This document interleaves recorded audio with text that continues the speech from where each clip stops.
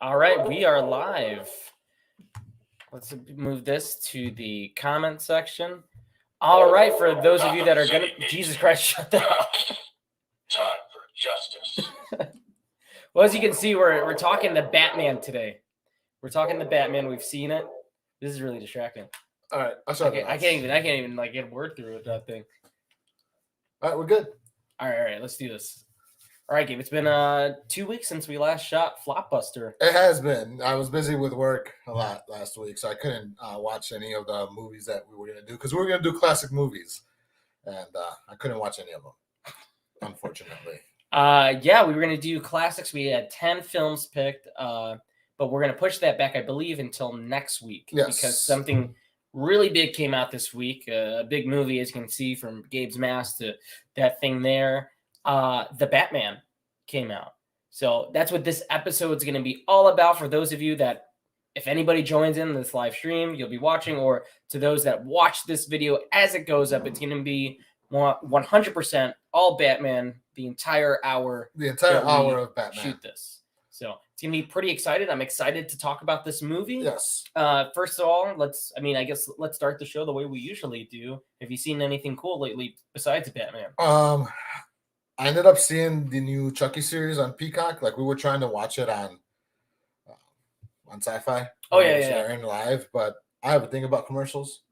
So we're like, yeah, I nixed that like early on. And then I was like, all right, let's just wait it. And then it came out on Peacock. So I just watched it on Peacock. Yeah, no, I haven't seen it yet, but everybody I've talked to loves it. It's really good. It's really well done. I really wanted to hate on Chucky because, I have a thing with Mancini. I'm not anti-Mancini, but I'm not for him. I think he's run the franchise to the ground a little bit. But it was good. It held up. It was a lot of cool throwbacks to all the Mancini movies, everything that he's done. So I would definitely recommend it. If you like Chucky, if you're a fan of Chucky, I would say watch the series. It adds more to the lore. Cool. Awesome. I haven't seen anything this week besides, I want to say, seeing the Batman twice. I did rewatch Rise of the Planet of the Apes because I was planning on rewatching the entire trilogy.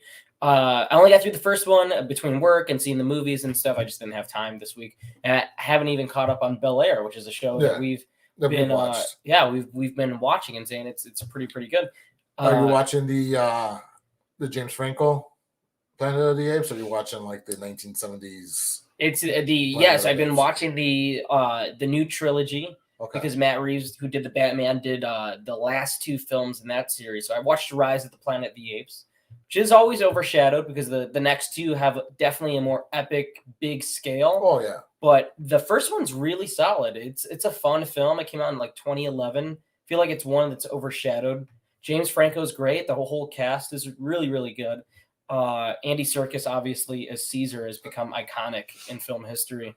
Well, Andy Serkis in general has become iconic in film history. All the CGI work that he's done, he's now in DC, and he was in Marvel, Black Panther. So I mean, Andy Serkis is just a legend at this point. Yeah, no, he totally is. I mean, and to think he's a guy that's been there since the beginning with this technology. Yes, so because he was Gollum, right? He was Gollum. Okay, and I believe he helped with King Kong too. I might be mistaken. I don't know. Maybe Victoria can look that up for us. I think he did. Did Andy Serkis do the motion capture for King Kong and Peter Jackson's King Kong? Andy A-N-D-Y. I see that. But yeah, the first film was great. That technology is so cool, seeing those apes that way. And really, that whole rebooted trilogy, they do a great job of grounding the series. Well, it's definitely a lot better than the Mark Wahlberg. That's a great movie. No, that's a pretty terrible film, and it's it's totally cool what they do in this trilogy, and I just wanted to he did play Kong. Okay, there we go. Yeah, I wanted to rewatch some of Matt Reeves' movies before going into the Batman. I rewatched Let Me In with Chloe Grace Moretz. I did watch that. That was another movie I watched. Let Me In. Okay, that was a remake of that Swedish film. It was the Swedish one, not the right one in. Yeah. So yeah, not too much this week. But then Tuesday I went with you to see the Batman. Yes. And then Wednesday I went to go see the Batman with Victoria. So that's really what this entire episode is going to see be Batman about. tomorrow, right? Again, right? I I don't think I'm going tomorrow. I'm going to be at work. I might see it again eventually. I don't know when, but at some point, I think I might want to see it again. Take advantage of my AMC stubs. But I say let's just jump right into it. Let's get into Batman. Let's. Now, are we talking about all Batmans from the inception of Batman movies, or are we talking just the Batman? We can talk about the Batman. We can talk about our favorite Batman moments and like what it means to us and where. Let's start from the beginning. Let's talk about Batman before we going into this movie. Where does Batman stand in terms of your favorite film, your favorite Batman, and favorite moments? I guess. Favorite moments, man, I don't know. It's hard. I mean, nostalgia is key in this because I remember watching the '89 Batman in a drive-in in the back of my parents' conversion van. Oh wow! They had like the little bed at the back. We were just in the drive-in, so I remember watching that Batman while my parents fell asleep. I was up watching Batman, watching Jack Nicholson and all that. So that one is really. Just for nostalgia purposes, he's always been. Michael Keaton has always been my favorite Batman. Like I know there's George Clooney, Val Kilmer, and they were decent, and then Christian Bale, and everybody loved Christian Bale, and I like Christian Bale, but for some reason Michael Keaton has just stayed as that iconic Batman for me. Like he set the bar. With that being said, Robert Pattinson, it's close. It's close. It's very close. Very close. Yeah, no, I think Batman '89. That's the first Batman movie I've ever seen. I mean, it was one that was always on TV. It was always playing. And when I discovered it, the Christian Bale movies hadn't even been developed yet. Right. So that was the Batman. Michael Keaton was Batman no matter what. And then of course Christian Bale comes along, and they grounded and rebooted the trilogy, or did a new rebooted trilogy with Christian Bale as the lead, Christopher Nolan directing. Right. Which really just takes the character into the stratosphere, and he was already a pop culture icon, but at that point with the Dark Knight and the whole Heath Ledger situation, it was like on another level. It was like chaos. It was the movie made over $1 billion. And that's what's regarded as one of the best superhero movies ever made, The Dark Knight. And you have a hot take on that, don't you? I do. I have a very hot take on this, and I know not a lot of people are going to agree with me on this, and I know you probably don't. But my take on The Dark Knight is, as great as the movie it is, and I'll admit it's a great movie. My issue with that is I don't think it's Bat-centric. I feel Batman is a side character in that movie to Heath Ledger's Joker, and rightfully so. Right? Heath Ledger was an amazing Joker. He played his part perfectly. He won an Oscar for it. And I give him nothing but credit. But for me, as a fan of Batman, and Batman's the main guy, Batman's the protagonist, Batman is, what you go to see, he was a side character for me in that movie. And I think with The Dark Knight, I love The Dark Knight. It's one of my favorite films, one of my favorite comic book movies. Chris Nolan definitely was doing something different, definitely grounded in the second film, and definitely epic in scope of it's a heist film. The Joker's at the center of this. It's about this city on the brink where you have a district attorney, and it's about the morality of the characters taking one step too far. They become something like the Joker. Right. I think it holds up really well. One of the best things about that film is the IMAX sequences, but I know so many people have nitpicks about it when it comes to how Batman's handled in there. And Christian Bale's great in these movies. I think his voice is a little off sometimes.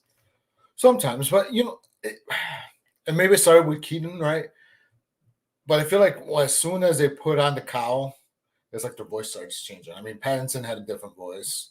He's more of a whisper in the movie, but even when he screams, he sounds pretty much like his Bruce Wayne voice. Affleck had a different voice. Yeah. Bale, Keaton, Kilmer, Clooney, they all had different voices once the cowl came on, which I don't know why it would change your voice, but Clooney didn't have a different voice. He was just Clooney.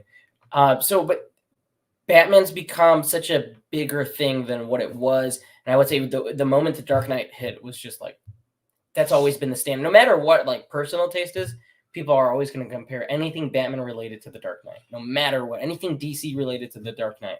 So then we got Ben Affleck's Batman, which I love. I know a lot of people are split. People love him, but they're split on those movies and his appearances and how it was handled. I'm not a fan of BVS. I think he's great in the movie. I don't think the movie's very good, but I think it's a choice and it's a vision to do those things. And that's where I think you, in a sense, you're wrong.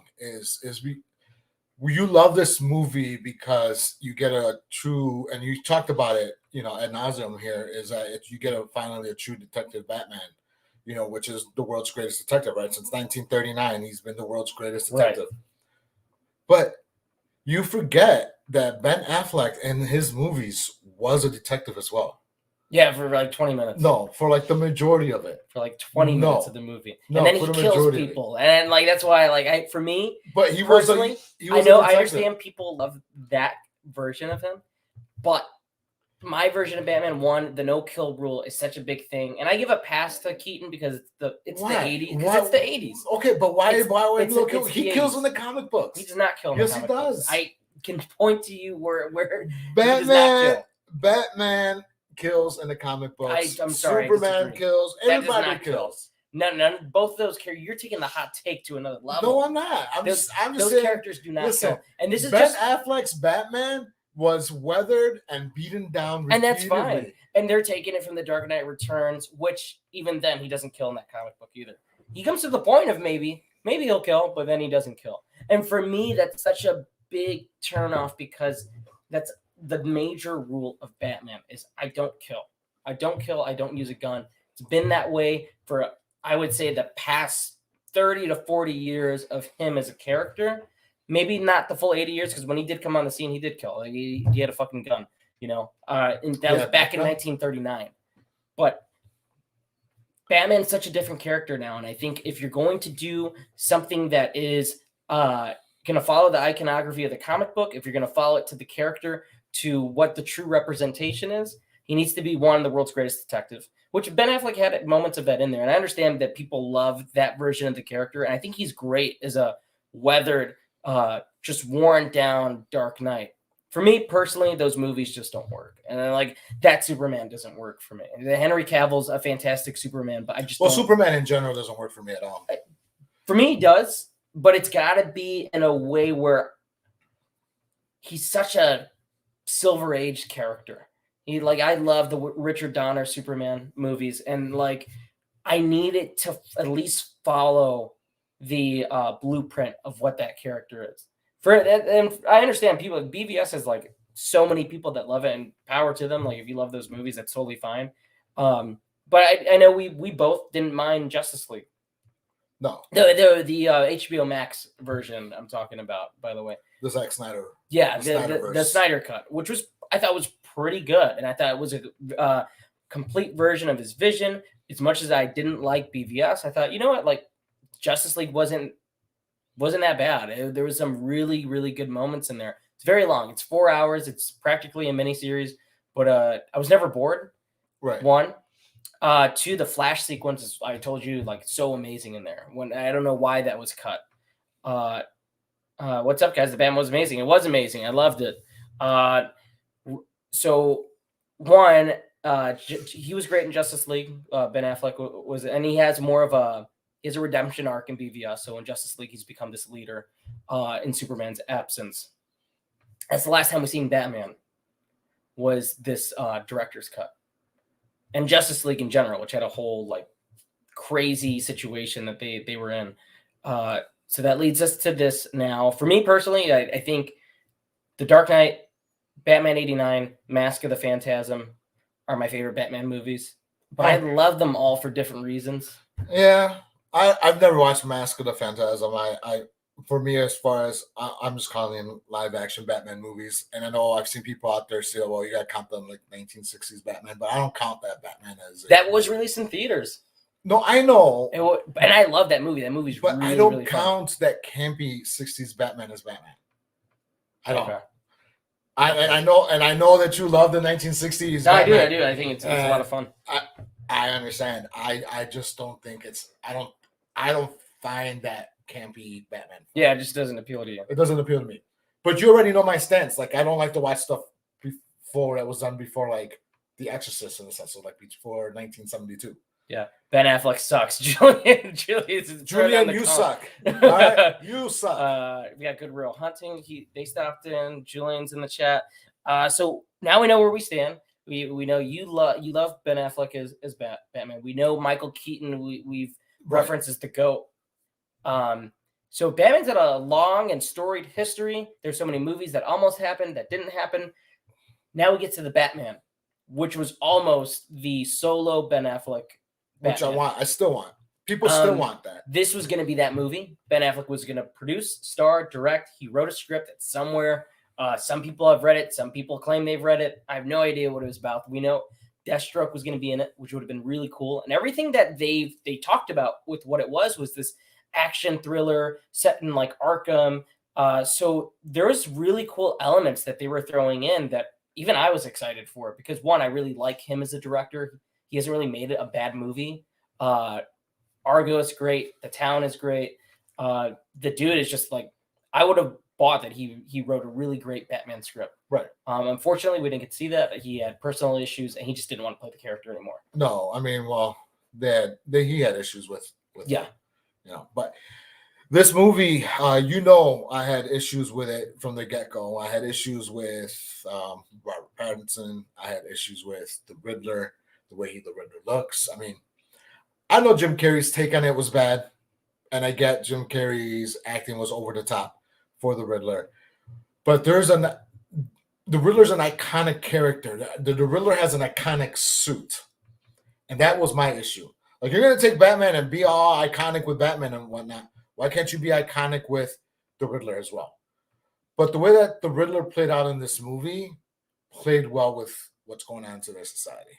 The way that they played him, the way that they portrayed him, it was, in my opinion, one of the best versions of Riddler that we've ever seen on screen. Yeah. I guess we'll just jump right into it. We're going to jump into our thoughts. I know we posted our small video up on YouTube. It just gave our instant out of the theater reaction, and we both saying its praises for about a minute or two. We're going to dive as deep as we can. Let's try to avoid spoilers. I mean, there's scenes that we can talk about. I think we could tiptoe around a lot of it. I know the trailers give away not a good amount, but they give away some stuff too. But a lot of the big reveals, we'll save for the movie. That way you can enjoy it, especially for those that haven't seen it. I know Julian hasn't seen it yet. I don't want to ruin it for him. I want to ruin it. I can imagine his face. I'm going to ruin it for Julian. But so I was always excited for this film, no matter what iteration it was going to be. Just a new Batman movie is a new Batman movie. And for me, it's just like, I'm there. I'm going to be there day one. Let's watch it. I'm sorry to... Yeah, go ahead. What I'm loving about DC, right, is DC is like, I don't give a fuck about anything, right? So they have like 6, 7, 8 different timelines going on. They have like their TV stuff. They still have their Jason Momoa, Zack Snyder verse. They do, yeah, it's still going. Wonder Woman still going strong, and that's still Snyderverse. Peacemaker's technically in the Snyderverse too. Peacemaker. So like they're making all these movies, and they don't care about their universe anymore. Like, as opposed to Marvel, everything is like craftily created to make sure everything fits in. Which is good, but it's nice to have a breath of fresh air where it's just totally crazy bonkers stories that are just right. So like DC, as much as I give credit to Marvel for what they're doing, I have to give credit to what DC's doing, because at one point I was like, what the hell is DC doing? Like, with their universe or whatever. But now that I see, like, they don't have a plan. They're like, fuck the plan. Let's just putzed out with as many Batmans that we can, Peacemakers, Wonder Womans. You guys want different versions? Here you go. Different versions of like everything. Yeah, no, and the Suicide Squad's a film that we both walked out of just praising it and talking about how amazing it was. Yeah. James Gunn did such an amazing job with those characters and that franchise and the reboot. DC and Warner Brothers has now made 2 films that I just absolutely love, comic book movies within the past year, to just like, man, just like I can't stop talking about, and that's Suicide Squad and now the Batman. Right. Matt Reeves got involved, I want to say in like 2017, and the story goes that he had an idea, told him, I need to finish up these Apes movies and then I can get back to you and we can make this. It's been in the pipeline for a long time through the Ben Affleck iterations. Now it's finally here. It's finally on the big screen. We got to see the first fan showing of it back on Tuesday. Yes. So we've seen the Batman. I'll let you go first. What's the first thing you want to talk about? About the Batman? Whew, I mean, where to start? I'm gonna start with what I didn't like, Okay. and what I didn't like is, and I guess it plays across all Batmans for the most part, is how they don't really care about their corporation, the Wayne legacy. Yeah, he doesn't give a shit about that. Yeah, like all right, this like it makes you millions of dollars, billions of dollars. You're a billionaire to play with all these gadgets, but yeah, you don't really care about the legacy. That was my main issue with this one. Like, he didn't really care about it too much in The Dark Knight in the movies. Dark He Knight made it movies. seem like that. Like every so often, he'd play face and be like, "Yeah, I kind of care." Yeah, Just like the like duality. I of just it. watched I just watched Batman Begins, and like he bought back the shares. They sold the company, and he bought the shares, so like he kept the company. So like he showed like he somewhat cared, but this one he was like, I don't want nothing to do with this. And I was just like, all right, well, that's like your legacy. Like that's how you're gonna be able to beat Batman for so many years, is because you got money rolling in like that. Like, what are you gonna do without it? Yeah, and it goes back to like what Alfred says early on in the film, where he goes like, "You're gonna have like nothing left." Like he's like, "I don't give a shit about that." Just like, oh, just like, yeah. He's just like, this is it. Which is, I hope for the sequel is that we get that duality of Bruce Wayne and Batman. That way, he could be the playboy, and you get a lot of the Wayne Tech stuff, and Right. in the sequel. Because this movie didn't really have a lot of Batman toys. No. Like, no, it's that you could very expect. it's very early on. From what, like, off the top of my head, I can name about 3 gadgets he has in the film that he uses consistently. No batarangs at all. This might be the first Batman movie where he doesn't have a batarang. right. The runtime's going to be an issue for a lot of people, I think. And I've heard the complaint already that it's way too long. For me personally, it goes to how ambitious the movie is. That Warner Brothers said, you know what, like, we're not going to take control of anything anymore. We're not going to like mess around and cut up movies. And then people start complaining. We're going to let a director go ahead and make the very specific movie he wants to make. Right. And we're just going to release it in theaters. This movie's 175 minutes. It's got to be like the second longest comic book movie next to Endgame, which in Endgame, it makes sense. There's so many characters. They're Right. tying up a franchise, an arc, all that stuff. What I appreciated about this movie was that the runtime, for me, I never really felt it because it painted a picture of Gotham. And for the first time, I felt like Gotham was a character where like you live and breathe in this place. And there's so many terrible people in it. And there's you got Batman just sort of like crashing through everything here. Like he's going straight in. And then at this point in his career, when we meet him, he's just war. Like he is just like on a tear. Like people are afraid of him. And throughout the film, he has this arc where he has to learn to not be vengeance, but be a superhero. He's the shadows. Which is such a great line. Some of my favorite elements of the movie is just the journey that he goes on and the supporting characters, but where the movie leaves off for the franchise. Like for the first time in a long time, like I'm so excited, but unsure, like, how are they going to do this? How are they're going to do that? But that's one thing that excited me. Robert Pattinson just knocked it out of the park, which is for a character that at this point in the film is for the most part kind of one note because it's part of his arc. Again, he's very angry. He's pissed. He's super intelligent, but he's the whole movie has a chip on his shoulder. You know, he's still angry about everything. He doesn't like anyone. He keeps everyone at arm's length. And we see how that develops throughout the film. But the way they handled everything in regards to his character from the moment he pops up on screen, I couldn't be happier. I thought he was everything that I hoped he would be. I know a lot of people had criticisms, you included for some reason. What? But he was fantastic. On this movie? Prior to him being in the film, being cast. Well, yeah, it's okay. Not to be all freaking over Americanized macho, you know. You don't like the American British hero. taking our roles. No, I don't. I don't. You know, starting with Christian Bale, Tom Holland as Spider-Man, Ryan It's awesome, Pattinson man. now. All the Brits are doing work. Why are they taking? Why are They're they just taking? better Why are they actors than taking us. the roles from white Americans? They're just better actors than us, honestly. I think it might be that, but no, I think You know, white America should be mad. You got Who do you Mexicans taking cast in over this? jobs, and now you got white British men taking over white acting jobs. You know, I can see another reason they get mad in this. All the rich white guys die in this movie. They're all the victims. Don't get political now. Don't get started. Don't get the people started. Yeah, don't get the people started. But you know, it was such a unique experience watching this, and it's hard boiled. It was definitely unique. The seating was rough. Yeah, the seating was rough. I guess you should paint a picture of that because this is Gabe's favorite theater to watch this in. By the way, this is your all-time favorite theater. No, it's not. No. So we went on to IMAX, but for some reason, the row that we were able to get was like the narrowest row of like all time. Like legit, my knees were like hitting like my elbows. Like yeah, it was the worst. It was the worst experience I've ever had watching a movie. Like worse than when you picked like the front row seats for Halloween. That was a last minute decision though, because we were just like, should we see Dolby? And I was like, fuck it, we're gonna see Dolby. You were the one that wanted to see Dolby. We were all just like, all right, we're cool with just the standard. I was struggling with it.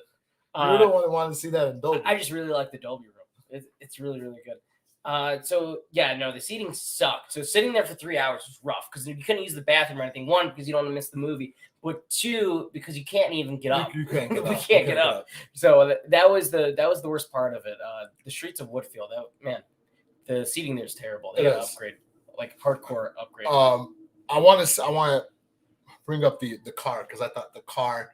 I've always said that the '89 Batmobile is just the cleanest, just the most beautiful looking Batmobile. This one's a really close second. Like I felt like I never liked the Tumbler. The Tumbler to me was just an army tank. Yeah, it wasn't really to me. It wasn't a Batmobile. It was off-roading more for me, at least, right? Yeah. So this car though was beautiful. Like it reminded me, and I think I told you, like this car could go on like Fast and Furious 10. Like just the engine that it had, like the lights, the flares of fire coming out when he was like racing. It was just a beautiful car, muscle car. It was just a great looking Batmobile. And think about how memorable, like when you do a reboot of a movie, you have to come out and go, okay, there's things that they expect, right? So they're going to expect the Batmobile. They're going to expect the Batmobile chase. And it could be memorable or it could be just like, like we've seen this before. Right. But they came out the gate and watching that in IMAX, and I saw it again in Dolby. Each time I watched it, one of my favorite scenes of the movie is just the Batmobile is like a monster. Mm-hmm. You never see it the entire runtime. Up until this moment, it's like an hour and a half in before you see the Batmobile. Right, because it has it, like when he's in the Batcave, it's covered up in the top. Yeah, he's still working on it. So like it's revving up, and you have these close-up shots with Penguin, and he's watching. It's on the trailer. He's watching the Batmobile, and there's this face-off, and it is like a horror movie. The way it's just going after the car chase in this is like awesome. It's one of my favorite car chases out of the Batman movies. I feel like each Batman movie needs a Batmobile chase. This is like one of the best for me. Yeah. It's up there with the Keaton ones. The worst Batmobile chase scene has got to be the Mr. Freeze one when they're playing hockey in front of that one's the best, man. Yeah. Yeah. You know, as a kid, that was one of my favorite Batmobiles, just because it's just so colorful and stuff. As a kid, like but no, like the Batmobile is incredible in this, and it reminded me of the animated series too. The way it's set up, it is a muscle car. It's kind of just a tank of an engine on there, right. Just like it looks like a school bus engine or something. It's a huge V10. Yeah, and I'm not a car guy, but you could tell that was like a V10 engine, just like big old freaking engine block on that. Yeah, and it really just like it seemed like, okay, this is your Batmobile chase. We got this big mystery story, so we don't have time for that. Here's your chase. It happens. It's awesome, especially when it's shared the screen with Colin Farrell, who is just so much fun as the Penguin. He is so like it's so watching him. He doesn't have a lot of screen time, but he makes every minute of it count. Which, if you don't know who's playing the Penguin, and then somebody tells you it's Colin Farrell, like when I told Jess that was Colin Farrell, she's like, "What?" Yeah, you wouldn't know. You wouldn't know. No, he almost plays it like it's like Robert De Niro or something. Like it's a New Jersey style. He's got the accent. He runs in the movie. He runs a club called the Iceberg Lounge, which is in the comic books, the video games. Penguin's always associated with that. So that gets that was another favorite in the movie for me. It was such a big part of the story that in half the movie it takes place at this club with Catwoman and Batman just investigating everything that's going on, not just with the Riddler, but the city, the corruption, which is, again, for as many times as we've seen Batman, this was more than a film. It was an event. I know, I agree, Strange Monkey. It really did feel like an event. It was awesome. For as many times as we've seen Batman, this movie found new ways and unique ways to retell certain aspects where I didn't go okay, I've seen this in the past movies or something. Which, again, goes into my point where how many times can you kill the Waynes? I was happy they didn't do that here. They didn't? They didn't show it?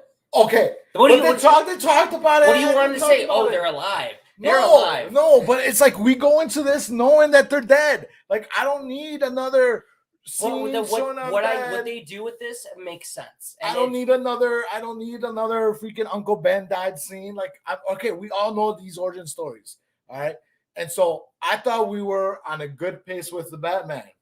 And all of a sudden they started talking about the death. I was like, what the fuck? The reason why I give that a pass is because that moment in the movie is part of the mystery.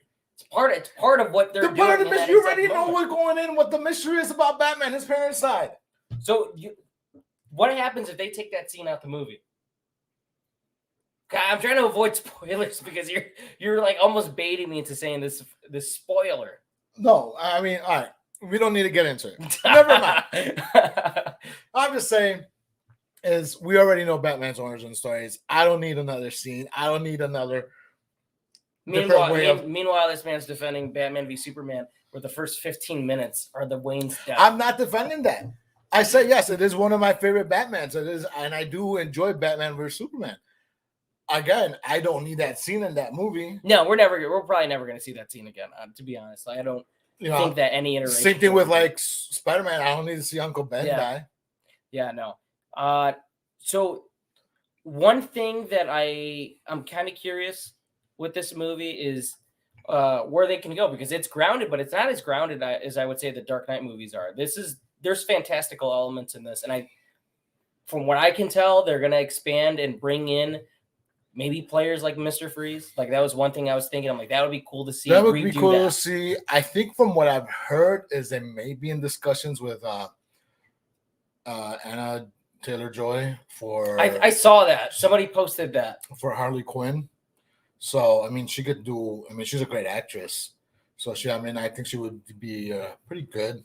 Harley Quinn. I'm curious who and what villains they choose for this version of Batman, right? Because there's so much you can do, because it is year 2, and in year 2 he really fights a lot of lower level, more psychological villains. Hugo Strange is one of them. He's the psychotic doctor from Arkham who in the comic books finds out who Bruce Wayne is and reveals that on a massive level. In the video game Arkham City, that's a big point. So that's one that I would like to see. Man-Bat would be another. That would be really cool and follow the horror theme that we set up with this movie. With the Riddler. I think, and I hope, this is what I hope for as far as sequels are concerned, is that we finally have a proper Robin. That's what I'm hoping too. I think there's a way to do it. I think that we're ready for a Robin. We don't need Chris O'Donnell. We don't need some 25-year-old man who gets adopted. Right. But we got a proper Robin finally with this. I think that would work really well for this franchise. There's something in this movie. It's not a spoiler, but they kind of maybe hint at that, or if they brought back possibly Kristen Stewart as Robert Pattinson's Robin, that would be awesome. Kristen Stewart, maybe. I guess some people, or Kristen Stewart as Batgirl. Yeah, why not? They do a whole reunion. Do Taylor Lautner. Where's he been? Right? Oh man, he's been MIA. You did a string of straight to DVD movies, or Redbox specials for a little bit. He did that action movie that they thought it was gonna be big, but it wasn't. Yeah, I forgot no. the name of it. Yeah, no, he was like a thing for a second and then just like disappeared. At least he was known for his abs though. Like everybody. At least he got to to smash freaking that singer. What's her face? That country singer. I don't White know. girl. Carrie Underwood. Uh We don't need a Twilight reunion. no, I know we don't. I'm just goofing around here, man. I know we don't. Gabe loves the Twilight movies. I actually do like the Twilight movies. All right, so whatever. No, but I would totally like to see Robin done in this way. Everything they do in this movie it's so true to so many different storylines from Batman's lore. I could like so many people you could cherry pick everything that Matt Reeves took inspiration from. If they do Robin, I'm very curious how it can be done. But I'm definitely open to it because like the Bat family is very important to his story and his growth as a character. It is, and maybe we could see more. Alfred. I mean, I think we talked before we went on air how great Andy Serkis is. He was awesome. He's a great actor, and I don't feel he got his just desserts in this movie. Yeah, he's definitely a bat. Like he's only in it for about 3 scenes, and he's awesome in those scenes. Right. And the things he says is really cool. They hint at some things. Although I do have an issue with him. He's only feeding this guy berries. That's something I'm like. No wonder this guy's skinny. He doesn't have a balanced diet. Oh, hey, you hungry? I got some fresh berries for you. Yeah, Alfred doesn't give a shit about him in this movie. You know, Michael Caine would bring him a nice breakfast, mimosas. You know, while he's doing his 1,000 push-ups, he'd bring him something. Right, Jeremy really nice. Irons is probably like giving freaking Batfleck some protein drinks. He's some, definitely like, giving him a protein shake and like some egg whites. Some egg whites, like, yo, I got your, your green juice. Yeah, like he's making him stuff. This Alfred's like, listen, you suck, dude. Like, here's some berries. Here's some berries. That's it. Get away from me. Like, I'm tired of you and your fighting crime shit. Like, get away from me.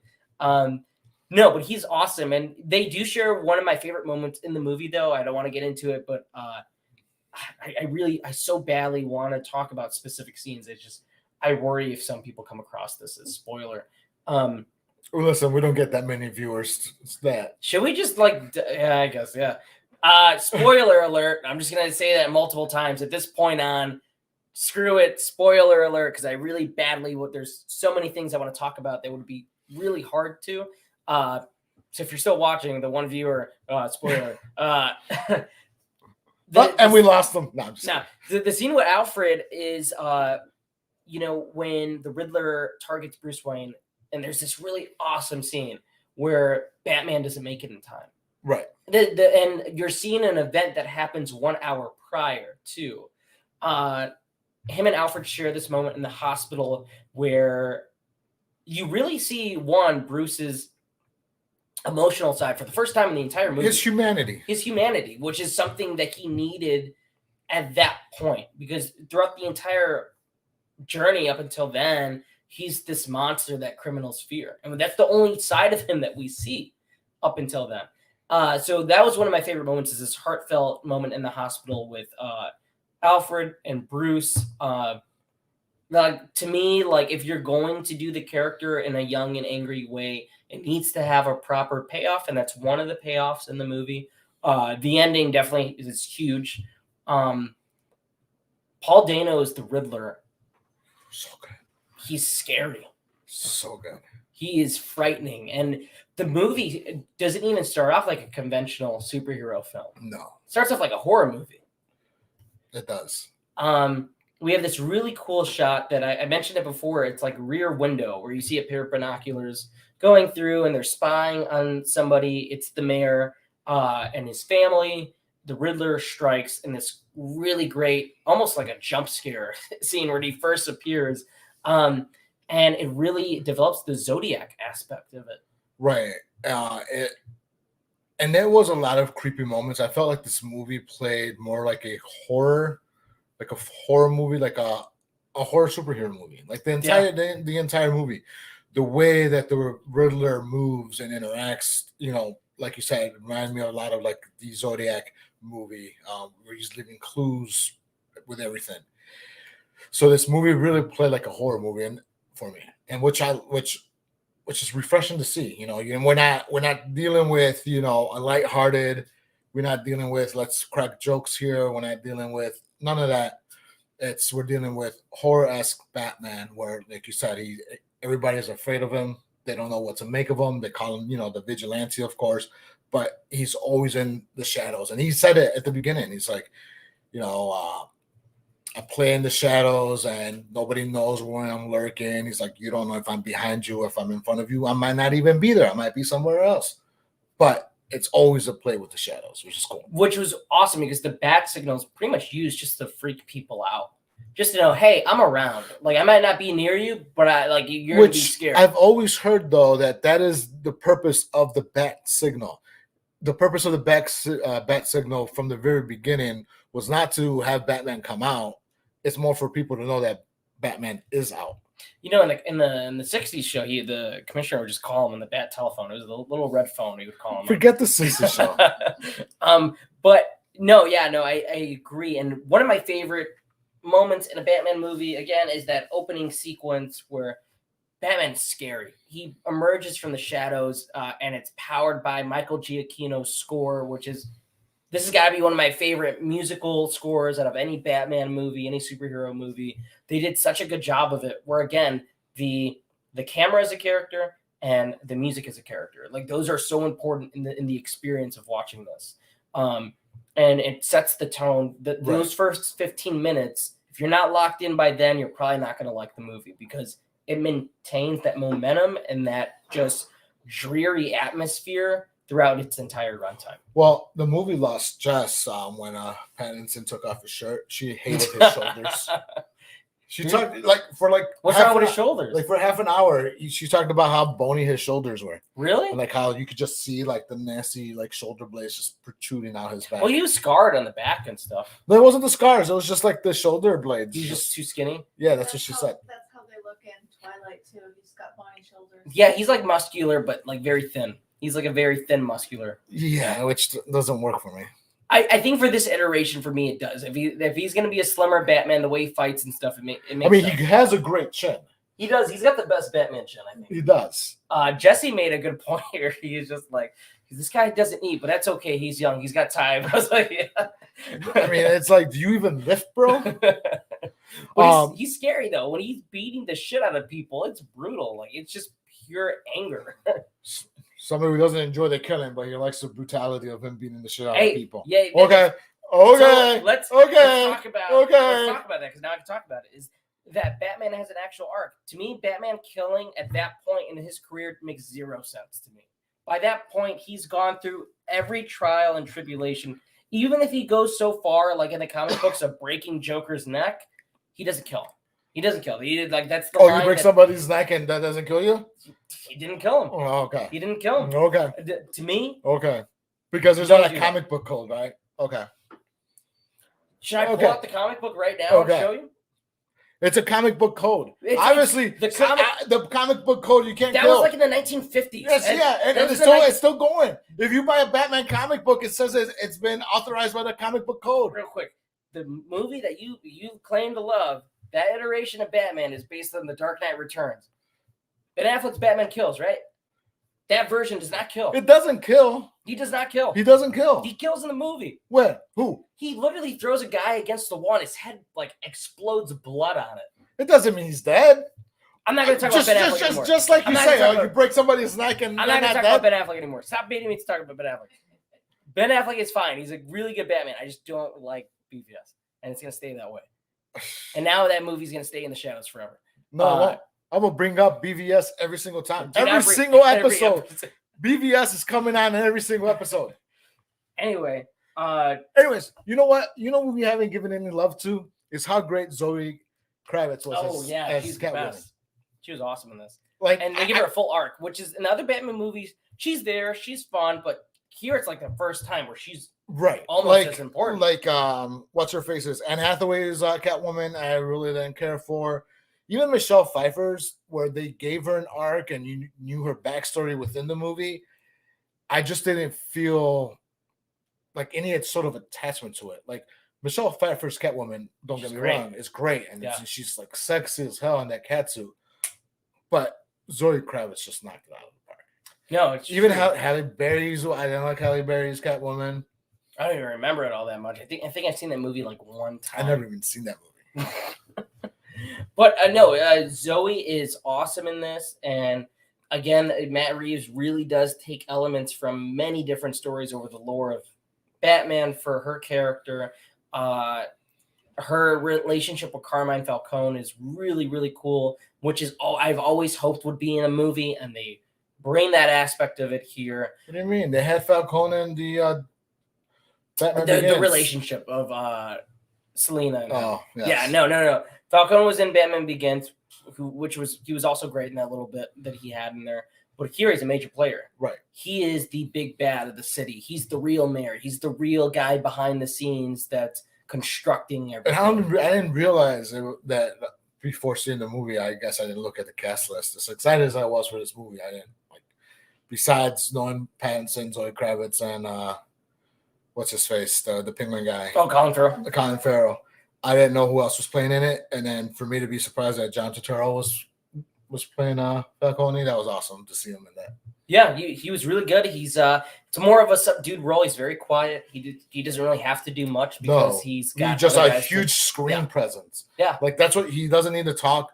But Turturro, the way that he plays him, it's just like a big screen presence. Like he's skinny, whatever, but it's like a kingpin in a sense, you know. Yeah, it's just, but he puts his own spin on it. And that character is heavily based off of Marlon Brando in The Godfather, down to the mustache look and stuff. Of course, he's got the scars, which they didn't really touch upon. And what Catwoman in the comic book gives him those scars.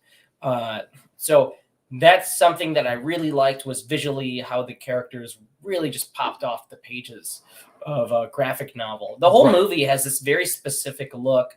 The colors pop. The cinematography is very immersive. That was like, again, it's one of my favorite aspects of the movie. But Catwoman was awesome, and then Zoe was like sexy, funny.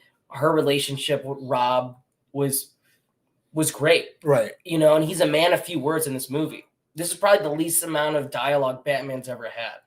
He doesn't say much. He's very observant. We get some of his internalized thoughts, but even when he's around people, he's almost like an alien. Like he doesn't quite understand how to interact with people. Like a lot of the humor even comes from that too. I mean, he's hanging out with bats. I don't think he has that much human interaction to begin with. Yeah, that's true. And he's only eating berries, so he doesn't have a well balance. Yeah, he doesn't have a balanced diet. But I love his Jeffrey. guano. Can you imagine his guano? Yeah, just eating berries. Yeah, that's it. It's just berries. Berry guano. But I loved his relationship with Jeffrey Wright as Jim Gordon as well. And they had it was more like I felt like for the first time that they were really friends. Like he had his back, even though he barely knows this guy. He just like calls him in on investigations. I don't know. Christian Bale and Gary Oldman had a pretty good relationship. I thought their relationship was awesome, and like I would never take away from that. But with this one, there was something a little different about it. I think it was just with because you got a black Gordon commissioner. Yeah, I guess he just kept it real. Like he said man a lot. He's just like, come on, man. You could have pulled your punch, or those moments. Right. He just kept it real. I appreciate that. Can I say something what I really appreciate about this movie? Oh yeah, go ahead. So since we're spoiling, so we had a little bit of spoilers, but what as a flooring guy, as a carpet guy, it was awesome to see a carpet tool finally used as a killing utensil. Because I've looked at the stair tool that we've used before that I use. And I'm just like, I could knock the shit out of somebody with this. And sure as fuck, somebody finally put it in a movie and did it. And that was awesome.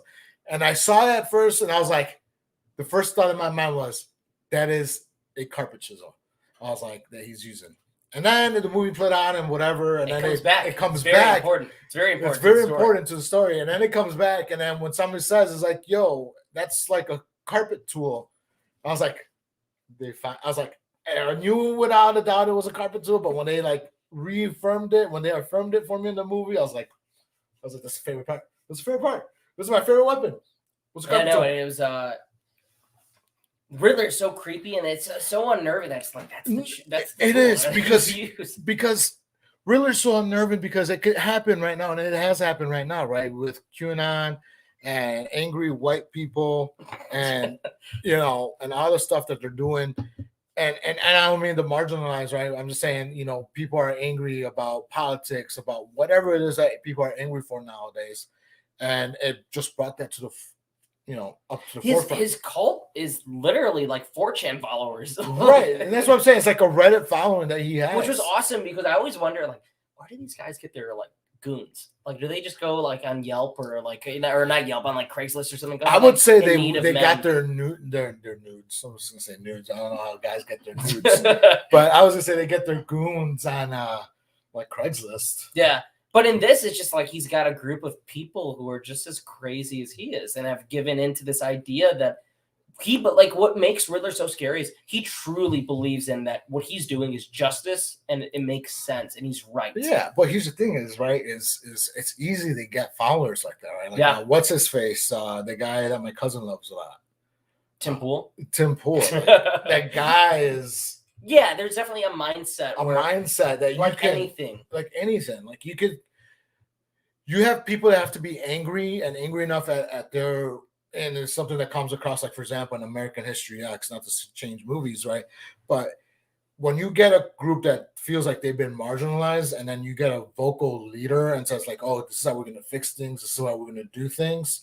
Then you get your followers. And that's exactly what Riddler is. And he that's makes exactly what Riddler does. Another favorite scene of mine is the confrontation with him and Batman and Arkham. That scene needed to be perfect.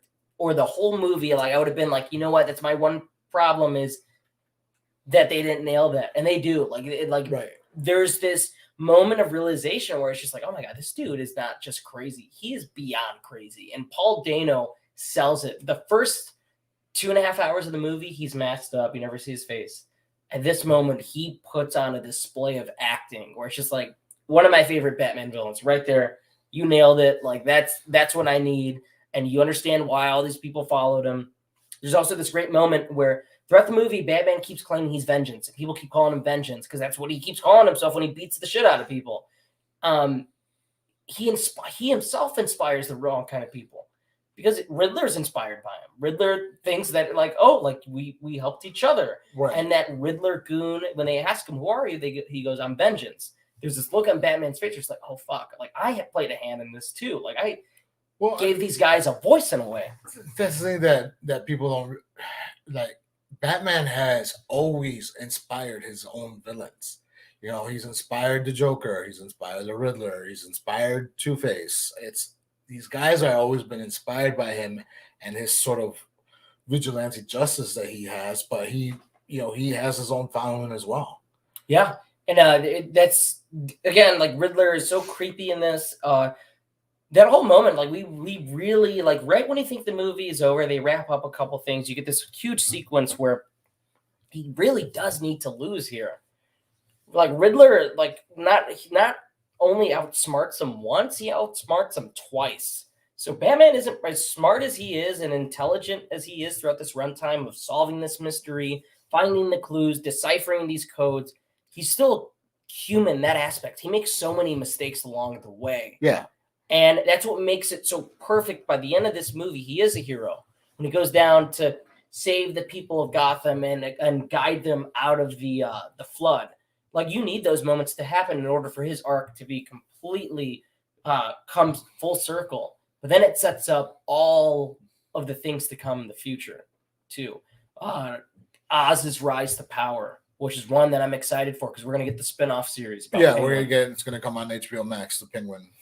We get one scene in here which I thought was cool, but I'm more curious than anything. I don't have much of an opinion on it because I want to know how they handle this character because we've seen this character not once, not twice, but like 4 times in the past 10 years. And I'm assuming this is Joker. They haven't flat out said it, but I'm Jared sure Leto's coming Joker. back? Yes, Jared Leto's Joker. He is back. I love Jared Leto's Joker. We live You in a know society again. You know this. Jared Leto's the best Joker of all time. It's Barry Coogan, I think his name is. I might be saying it wrong. He was in Killing of a Sacred Deer. He was in The Green Knight. Yeah, he has that weird button. What's his name? No, he was in Dunkirk as well. Dunkirk. Yeah, he was in Dunkirk. Which is, I love Dunkirk. He's been in a bunch of stuff lately. Eternals. Oh, the movie's, it's awesome. Especially on 4K. I think you gotta check it out. Borrow mine. Never mind. You don't need to borrow it. But they hint at maybe him being the Joker. Not hint at. He's the fucking Joker.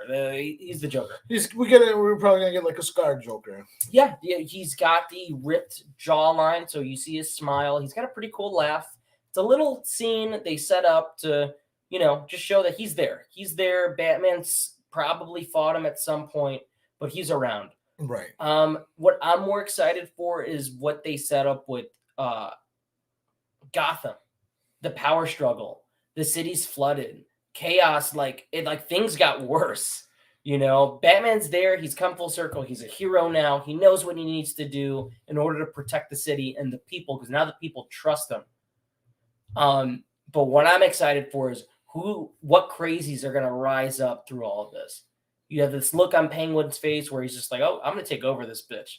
Like, I'm the boss now. Carmine's gone. This is my city. But I want to know who else is going to be lurking around and coming up in the sequel. Yeah, I mean, obviously we know it's going to be Joker. And then, at this point, we could all just guess. I personally, I know we've talked about who we would want to see. But me, I'm a big fan of Bane if Bane is done right. Bane hasn't been done right in anything that he's in. There's something that you brought up, Bane. There's something that's interesting that happens in the movie, and it's so quick, and it could just be one thing, but it could be another. It's very ambiguous. A lot of things in this movie are left ambiguous. I think that's done on purpose to get people talking. At one point, Batman takes a shotgun blast at point blank range, falls over. He has this moment where Selina is now in a fight, and he takes out this shot. It's got green liquid in it. He has this little opening, charges himself up, and then continues to unload punches on this dude. Right.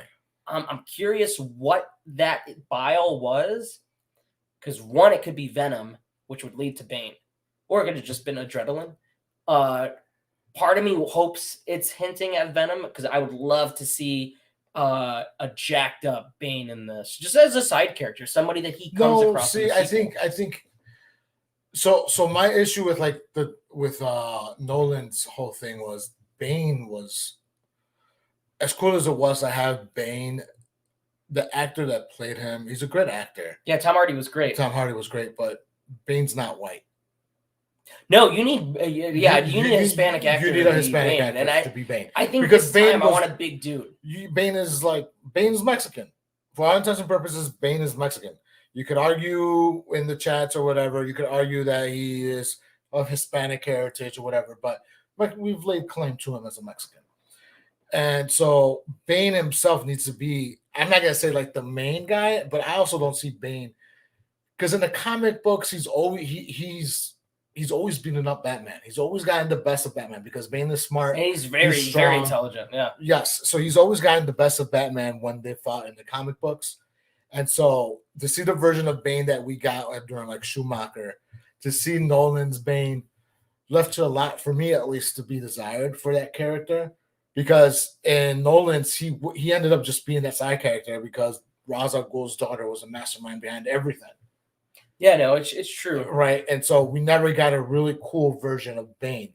Like I said, as cool as Tom Hardy was, at the end of the day, that version of Bane was not that cool because he was just a plebe, basically. He was simping for Ra's al Ghul's daughter. And what I'm excited about with Matt Reeves, he seems like he knows how to juggle multiple villains, right, multiple people all at once. He knows how to set them up. He knows where to put them. And again, it goes back to me saying Gotham is a character. That's the most important character in this movie, is that you live and breathe in this city when you watch the 3 hours. Right. And what's cool about Gotham is that you don't, like, we came out and you talked about it a lot. You know, you see Chicago Gotham.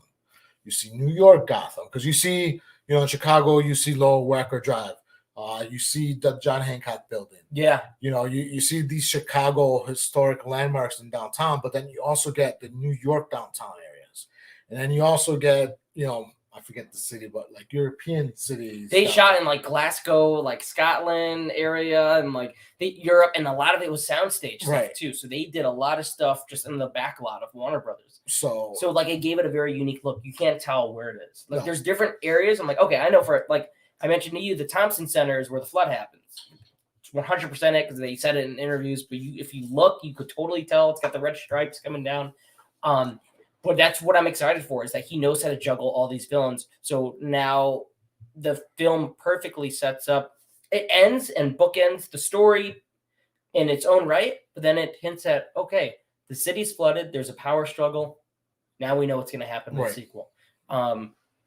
And that's the Batman. It's brooding, it's dark, it's very long. It's very long, but it's a wonderful story. There's really nothing I can at this moment that I could pick apart that I can say, okay, I hated this, I hated that. I mean, at this point, I absolutely am in love with the movie. I guess I can a little bit. And just nitpicking is just Catwoman's mask. Like, why you give Yeah, I her a remember skin you mask? mentioned that. And to me, like, I got it because I think at that point in the story, she's not even Catwoman yet. They never call her it. She has at this point she has her the own vendetta. nails, and she's got the it, milk. but her nails are definitely just the fashion statement at that point in the movie. She I never wonder if I really could uses get them. those type of nails. You for should grow myself. them. But I do agree I with can't you. grow It nails is. like It's that. just a ski mask that she wears. She just puts it on. It's just a cut up little. What kind of mask is it? Just a beanie? It's a beanie with a hole cut in it. Beanie with Yeah, a there you go. hole. It's a beanie with a hole cut in it.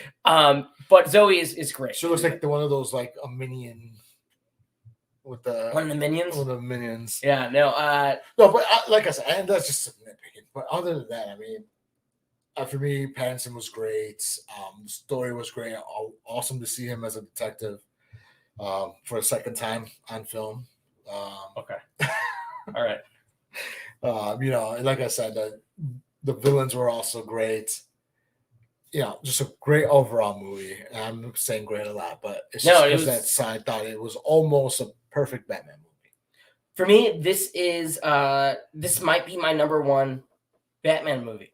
And I think it's, for me personally, it's reading those comic books growing up. Like, it covers so much of what I want in a Batman movie. Some other people might feel differently. I know some people compared it to Nolan and they prefer Nolan's, but it's totally different. Like, those are different movies. Yeah, you can't. Listen, I'm gonna go on record right now and say you cannot compare this movie to Burton. You can't compare it to Schumacher's, obviously, because it's definitely different than that. You can't compare it to Nolan's film. Like, this is its own. This is Matt Reeves' own. Yeah, it's his own universe. Its own universe. I mean, you can't. You can't even compare it to Snyder's Batman. You can't. It's a different movie. It's a different Batman. It's just a totally different movie. And I know that we live in an age where you want to compare everything to like the greatest, right? You compare LeBron to Jordan. You know, you compare, you know, whatever to whatever, and you just can't do it with this movie. It's totally different. It plays different. It feels different. There's no comparison. Yeah, no, I agree. And I think that's what makes the movie work so well is I wanted the detective aspect. And for the first time ever on film, we have a detective Second Batman. time ever. For the first time Ben ever. Affleck was the first detective on film. We had the first detective Batman. He's at crime scenes. He's solving things. There's some really cool black humor. Bring it back, Ben Affleck. There's the fight sequences are great. The Batmobile scene's an all-timer. We're bringing back Ben Affleck. Greg Fraser, best cinematography in the game between this and Dune. Love the way that guy shoots blockbusters. Absolutely love the movie. Can't wait to see more. There's so much to talk about, and there's stuff that we didn't even get to talk about here. But I think we'll just wrap it up here. I think you want to wrap it up. I think let's just wrap it up. I covered mostly everything I wanted to touch on, but I know there'll be more thoughts I have down the line that maybe we could touch on in a later episode or something. Oh yeah, we could just have like months worth of just Batman talks. Yeah, like every month we could just do a specific episode for the Batman. Like Batman Reunion Part 2, Batman Reunion. It's just all the same about this one movie. I think I could talk about Ben Affleck's Batman for like weeks. Well, we will never do an episode on. I want to do an Batman episode of versus Ben Superman. Affleck's Batman because he was a great Batman. If he ever gets his own solo movie, we'll talk about He won't. it. He's just. But he's we're gonna just see him again on the Flash. So yes, and I can't yeah. wait. I'm gonna show up for the Flash with my Batman mask on, ready to go. I'll just wait for Blu-ray. No, I'm playing. That movie's gonna be a lot of fun. I can't wait. But that'll do it for me. That's the Batman. The question is, what did you all think of the movie? Did you like it? What did you like about it? Let us know in the comments Where's it below. sit in your rankings? Let us know. You know. I think that'll do it. I'll let Gabe wrap it up. All right. Well, thank you for joining us on the live stream. To the 2 people that were on, 3 at the most here. No, but we had a lot of fun talking about Batman, and we're going to continue talking about Batman, and I hope you guys continue to talk about Batman in our chat out there as well. So for Tony and myself, thank you so much for joining us, and like, comment, subscribe. Thank you guys. We'll see you Thank you. next time.